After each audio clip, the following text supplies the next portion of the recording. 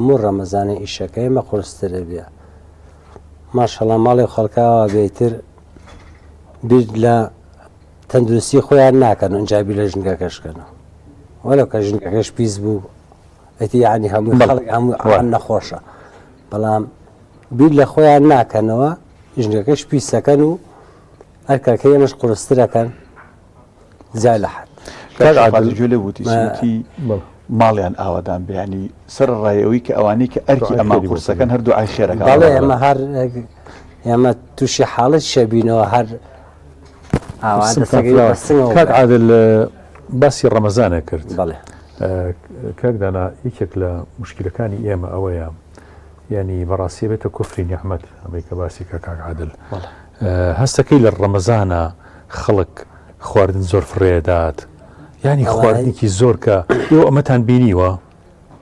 وەڵڵاهی خۆش نییە بچی ڕسمی ئەو هەموو نیعمەتە کە خوای گەورەیە پێمان یاوێ پێمان